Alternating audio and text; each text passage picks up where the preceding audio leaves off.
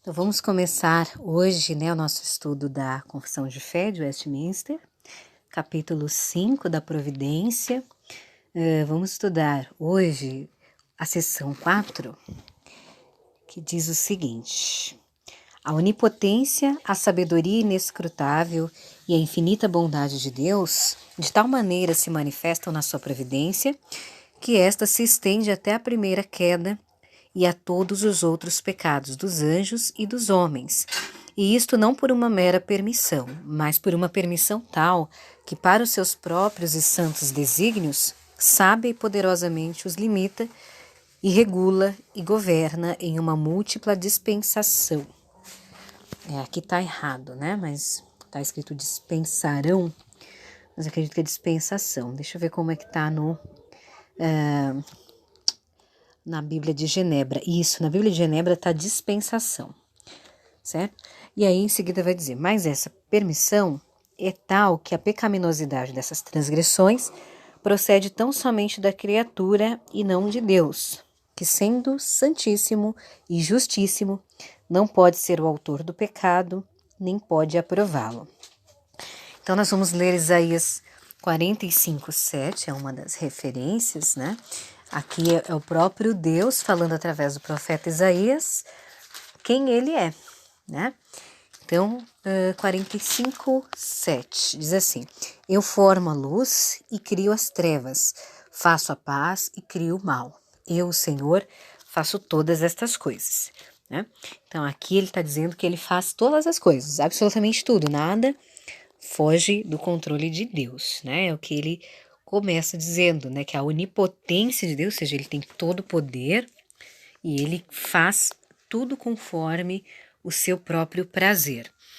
Romanos 11 também, aqui o apóstolo Paulo louva a riqueza da sabedoria de Deus, a profundidade da riqueza, do conhecimento da sabedoria de Deus, Então, realmente, a gente pode tentar entender pelo nosso raciocínio, humano, mas a gente não vai, porque os pensamentos de Deus são mais altos que os nossos.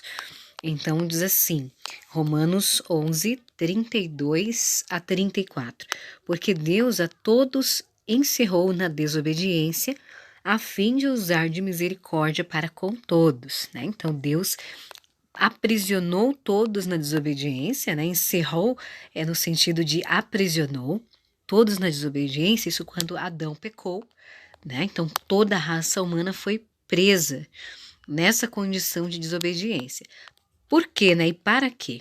A fim de usar de misericórdia para com todos. Então veja, por que Deus permitiu ou até mesmo decretou, que é melhor até a gente dizer dessa forma, que nós entendemos que Deus decretou tudo, que os homens pecassem, que Adão pecasse e toda a raça humana ficasse aprisionada a essa condição de pecado, para ele mostrar a sua misericórdia, Então, nisso a gente vê aqui no texto que realmente Deus, ele não é responsável pelo pecado, nós somos, mas ele permite o pecado para que a misericórdia dele seja manifestada. Versículo 33. Ó profundidade da riqueza, tanto da sabedoria como do conhecimento de Deus! Quão insondáveis são os seus juízos e quão inescrutáveis os seus caminhos! Quem, pois, conheceu a mente do Senhor? Ou quem foi o seu conselheiro? Então, aqui ele está dizendo que profundas as riquezas da sabedoria de Deus, O conhecimento de Deus, ele é insondável, não tem como a gente compreender, a mente de Deus. E isso é bastante coerente com algo que a gente já leu, Isaías 55, não é uma das referências da nossa aula, mas é perfeitamente adequado, que é quando Deus fala que os pensamentos dele não são os nossos pensamentos, nem os caminhos dele são os nossos caminhos.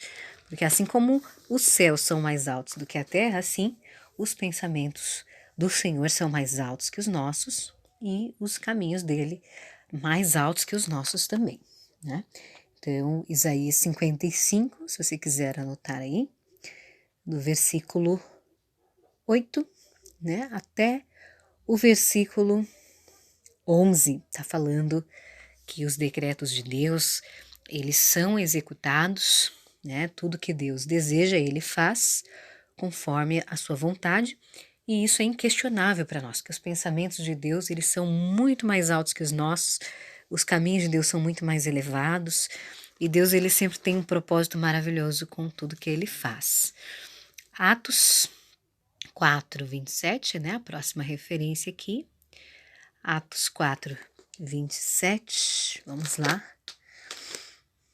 4:27. Diz assim: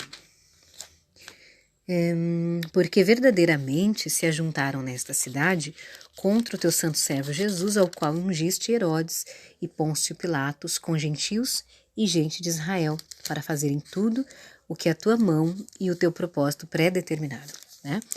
Então já estava pré-determinado por Deus que os gentios e outras pessoas, inclusive de Israel, judeus no caso, juntamente com Herodes e Pôncio Pilatos, eles iriam levar Jesus àquela sentença de morte. Isso porque já estava decretado, né? Que Jesus seria o nosso Salvador. E vamos ler só mais uma dessas referências, o Salmo 76, verso 10, né? Salmo 76, verso 10. Essa referência aqui, que vem logo depois de Atos, certo? Para a gente falar a respeito da soberania de Deus. Então, Salmo 76, versículo 10. 7, 6, 10. Diz assim: pois até a ira humana há de louvar-te, e do resíduo das iras te cinges. Né? Então ele está dizendo aqui que todos no final das contas vão louvar ao Senhor, até a ira humana vai realmente louvar ao Senhor, né? Porque o Senhor realmente ele vai mostrar seu propósito no último dia, né? No dia do juízo final. Todo ser que respira, seja o salvo ou o ímpio, todos vão glorificar o nome do Senhor, né? A própria Bíblia diz que naquele dia todo olho verá, todo joelho se dobrará e toda língua confessará que Jesus Cristo é o Senhor, para a glória de Deus Pai. Então o fim de todas as coisas é a glória de Deus, e ela vai ocorrer, vai ser realizada. Aí em seguida vem a seção 5 que diz: o muito sábio, justo e gracioso Deus muitas vezes deixa por algum tempo seus filhos entregues a muitas tentações e à corrupção de seus próprios corações, para castigá-los pelos seus pecados anteriores ou fazer-lhes conhecer o poder oculto da corrupção e dolo de seus corações, a fim de que eles sejam humilhados, para animá-los a dependerem mais íntima e constantemente do apoio dele e torná-los mais vigilantes contra todas as futuras ocasiões de pecar, para vários outros fins justos e santos, né?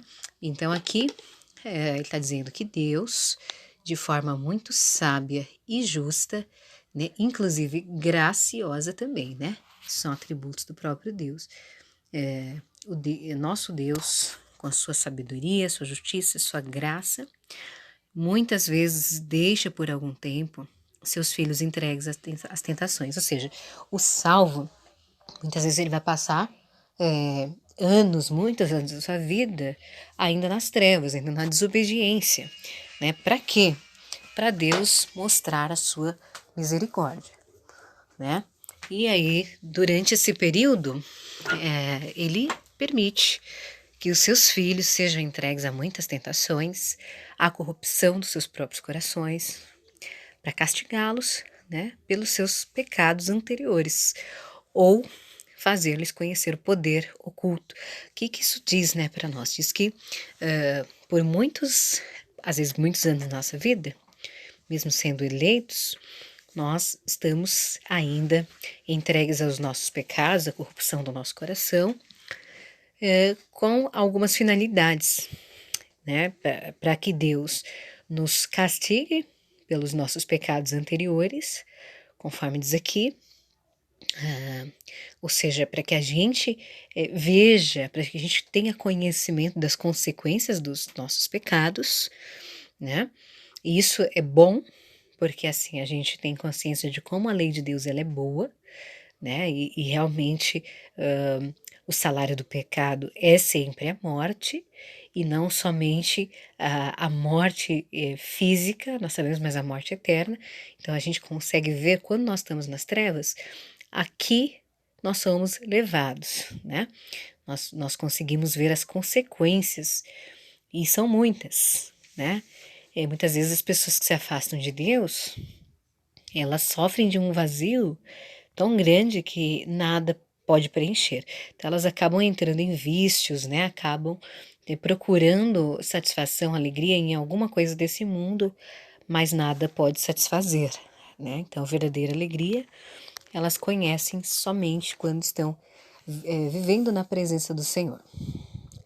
E para que mais, né? Também para que conheçam o poder oculto da corrupção e a capacidade, né, de fazer o mal, a capacidade que cada ser humano tem de fazer o mal, né? Então, esse poder oculto da corrupção, né, que é um poder devastador de destruir a vida do pecador e de todos os outros ao seu redor, e isso mostra a malignidade do nosso coração, e assim nós somos humilhados.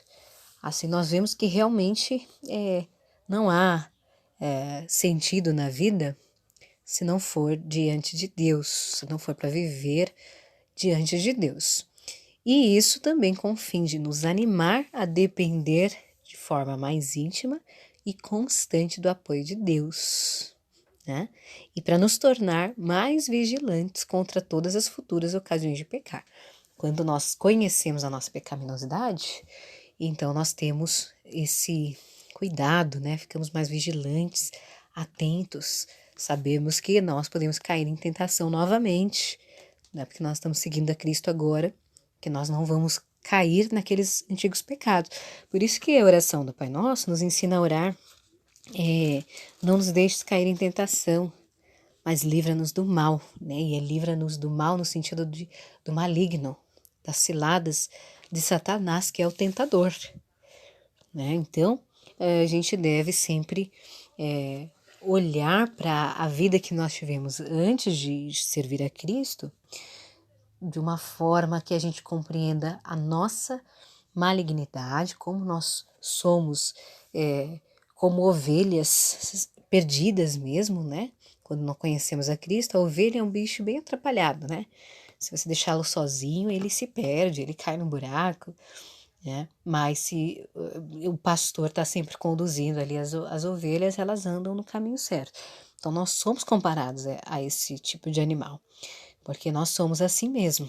Então, é para a gente olhar para trás e ver até onde a gente é capaz de ir e como a gente precisa estar apegado fortemente ao Senhor. Então, nós vamos ler a 2 Crônicas 32, de 25 até o 31, né? Então, 2 Crônicas 32, de 25 a 31, que diz assim: Mas não correspondeu Ezequias aos benefícios que lhe foram feitos, pois o seu coração se exaltou, pelo que houve ira contra ele e contra Judá e Jerusalém. Ezequias, porém, se humilhou por se ter exaltado o seu coração, ele e os habitantes de Jerusalém.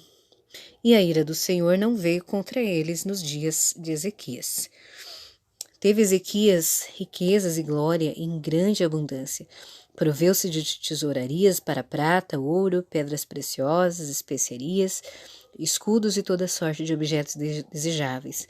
Também proveu-se de armazéns, estrebarias para toda espécie de animais e de redis para os rebanhos.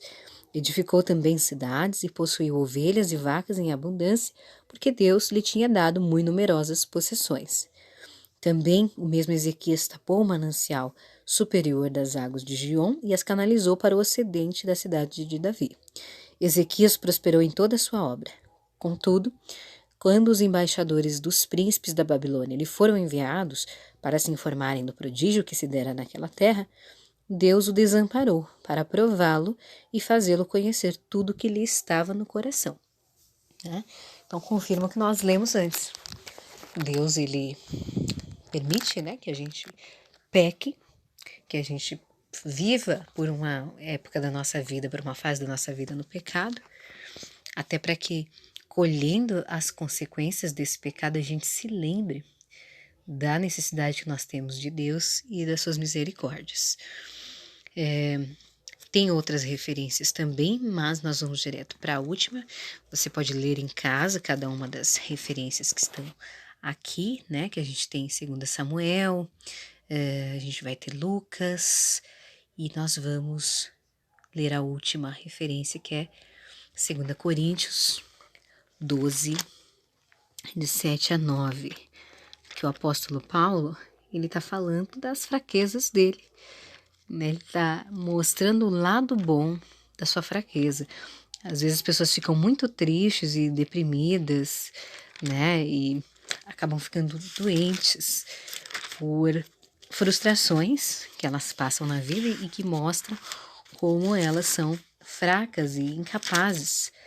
Mas a gente deve reconhecer nossas fraquezas com bons olhos, né? A gente precisa olhar para as nossas fraquezas, não pensando, puxa, eu não valho nada porque eu sou incapaz, eu sou muito fraco, eu sou muito impotente, né? Isso é terrível, isso me faz inútil.